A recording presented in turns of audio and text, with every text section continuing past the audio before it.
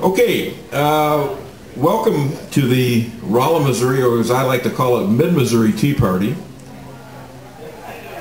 My name is Dave Weinbaum. Can you hear me down there?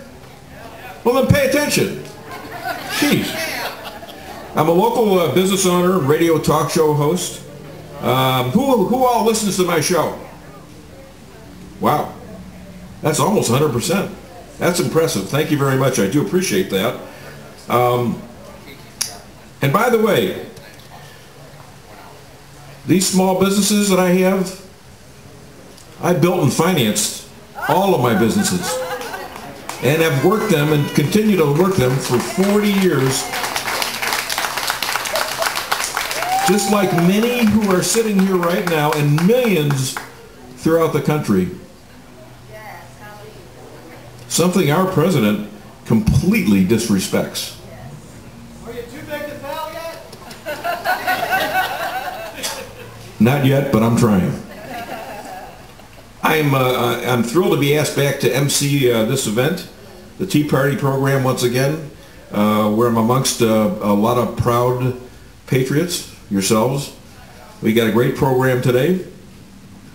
After my comments, we're going to hear from some pretty good people. We're going to hear from Bob Parker from the 8th District.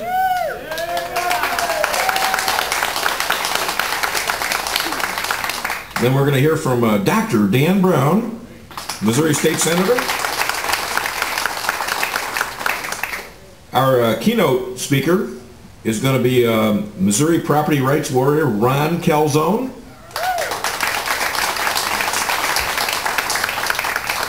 And constitutional judge Bill Hickel.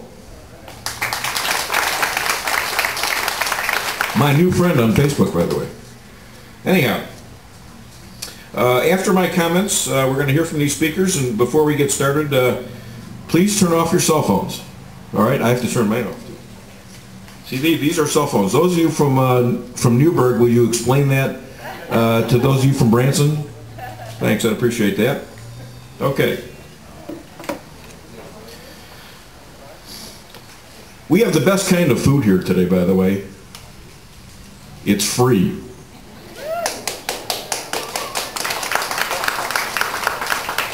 Well, thanks Steve Brown and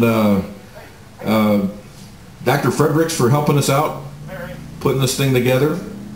Appreciate that. Appreciate my compatriots Bill and Lee on the radio, who for announcing this event here on KTTR KZNN. Thank you to them. I think Lee is going to show up, so you can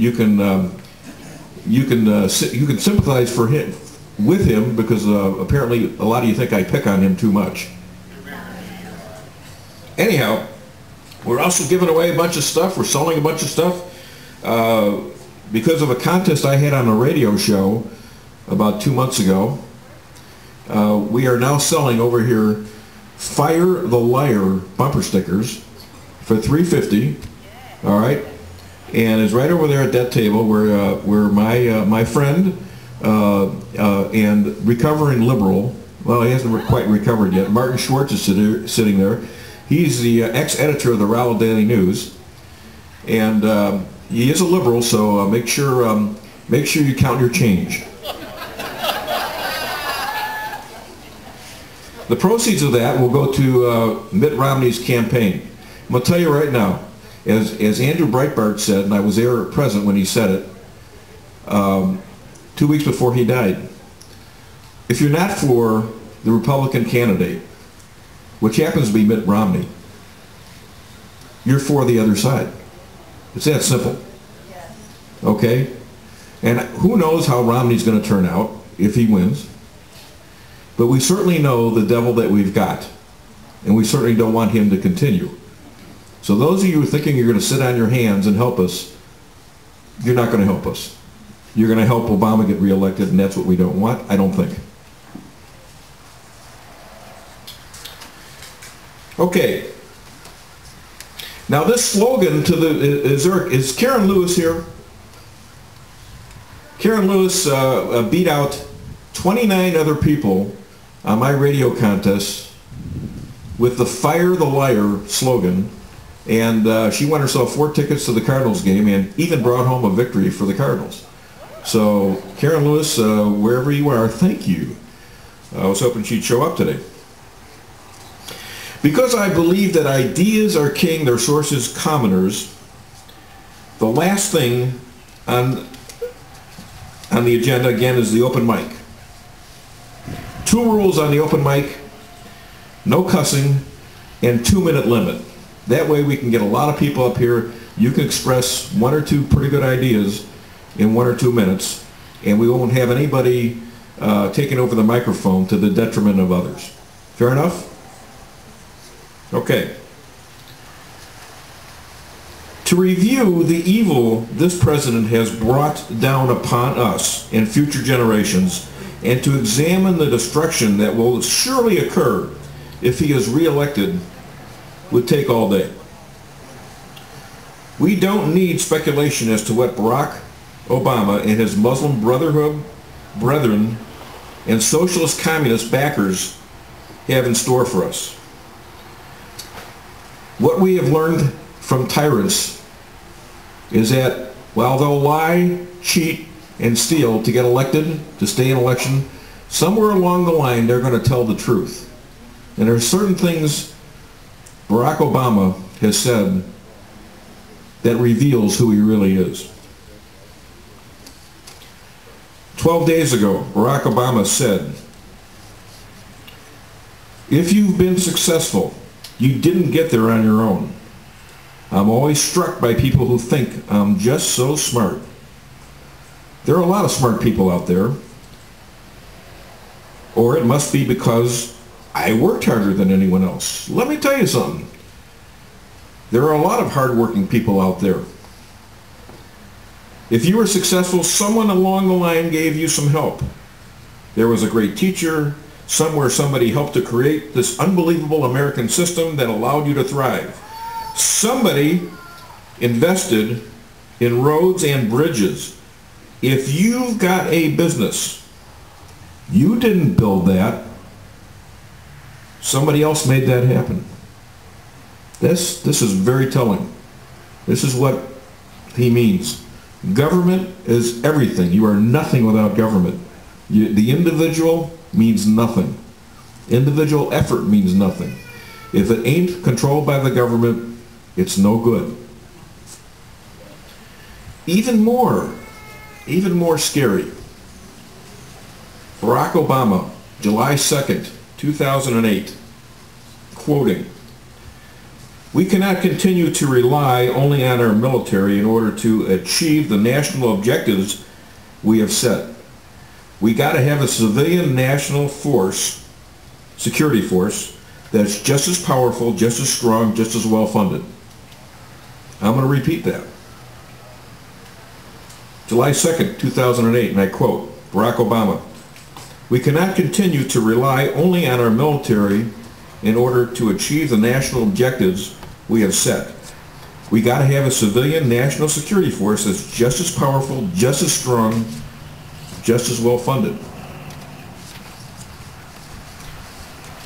Who are these enemies that we would need an Air Force, Navy, Marines, and soldiers for? Could it be the returning veterans from foreign wars? The bitter clingers of Bibles and guns? The Teaparty? All of which has been either implied or indicated by our Secretary of Homeland Security, Janet Napolitano. And nobody has retracted that. I mean, why do we need a force that's going to have submarines in the Mississippi? Are we going to have aircraft carriers and battleships along the coast facing inward? Are Marines going to be crawling through neighborhoods like they did in Iraq? Nobody's answered that. However, let me just say this. In reading Obamacare, I came across 2 militias, 2 new militias, which have since disappeared from the pages of Obamacare. And guess who's in charge of those militias? The President. The President of the United States. All right? So that's where we are. And that's why this election is critical.